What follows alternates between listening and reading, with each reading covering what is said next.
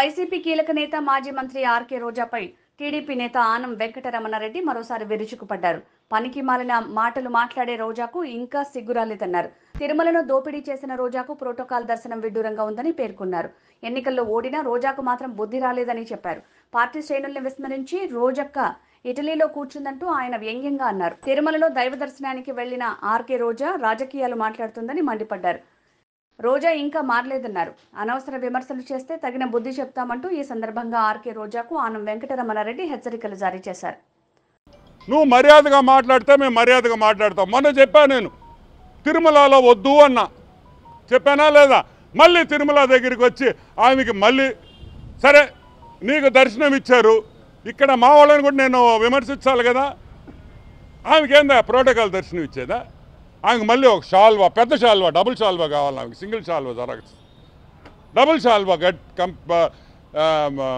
కప్పి పంపిస్తారు. ఏంది ఇది? కరెక్ట్ కాదని కూడా నేను మనవి చేస్తున్నాను. అసలు తిరుమల నువ్వు దర్శనం తీసుకున్నావు, నువ్వు ఒక ఎక్స్ మినిస్ట్రీ, వాళ్ళు ఏదో నీకు దర్శనం ఇచ్చా, నువ్వు బయటకు వచ్చి నువ్వేం మాట్లాడతావు? అసలు దేవుడు అంటే నీకు భక్తి ఉందా? నువ్వు అమ్ముకున్న టికెట్లు, నువ్వు సంపాదించుకున్న డబ్బు ఇంకా మా వాళ్ళు తీలేకున్నారు. తొందరలో అన్నీ తీస్తాం. నువ్వు ఎంతెంత సంపాదించావు తిరుమలలో, నువ్వు ఎన్నెన్ని లెటర్లు ఇచ్చావు అన్నీ తీస్తాం. నేను అనేది నువ్వు సహకరించబాకు, పని చేసేవాళ్ళని విమర్శించబాకు. తప్పులే. నిన్నెవరు రమ్మన్లా, నువ్వు విజయవాడకి నిన్నెవడు ఆడ పిలవరు. నువ్వు ఆ మునిగా అట్లీస్ట్ నువ్వన్నా ఉంటే ఆ నీళ్లు మళ్ళీ పైకి వెళ్ళిపోతాయి, రెండో ఫ్లోర్ కూడా మునిగిపోద్ది.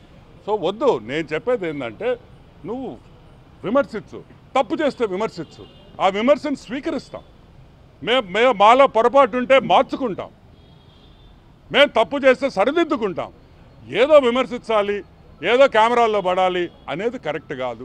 నారా లోకేష్ ఎక్కడున్నాడో నువ్వు కావాలంటే పోయి మంగళగిరి కాన్స్టిట్యున్సీలో అడుగు, విజయవాడలో అడుగు. పొగులు రాత్రులు పనిచేస్తూ ఉంటే కనిపించడం లేదని నువ్వు అంటావు. పద్ధతి మార్చుకో. ఒకసారి ప్రజలు బుద్ధి చెప్పారు, అప్పుడు ఓడిపోయావు, నడి మధ్యలో గెలిచావు, మళ్ళీ ఓడిపోయి ఈసారి ఈపు బాదేరు. అయినా కూడా బుద్ధి రాదు మేనిక. ఏమైంది మేమిక? మీరు మారరా? మీ మంత్రులు ఏమయ్యారే? మాజీ మంత్రులు ఏం విజయవాడలో వచ్చి తిరగొచ్చుగా? మీ రజనీ ఏమైంది? పెద్ద మాటలు మాట్లాడే మీ మంత్రులు కదా. మీ బొత్స బాబాయ్ ఏమయ్యాడు? ఆడి స్కామే ఇప్పుడు మాట్లాడింది, బొత్స బాబాయ్ గడి స్కాము. ఆయనే మంత్రి, ఇప్పుడు హైకోర్టుకు పోతుండేది కూడా ఆయన కూడా ఒక ముద్దాయి. దాంట్లో స్కామ్లో చూపించే ఇంట్రెస్ట్ ప్రజల కష్టాల్లో ఉన్నప్పుడు కూడా చూపించండి. రండి, మీరు అపోజిషన్లో ఉంటే దూరంగా ఉండకూడదు, కష్టపడండి, చేతులు కలిపి ప్రజలకు సాయం చేస్తాం. అంతేగాని ఆడ కూర్చొని ఏసీలో కూర్చొని మేకప్ వేసుకొని మాట్లాడడం కాదు, మాకు తెలుసు.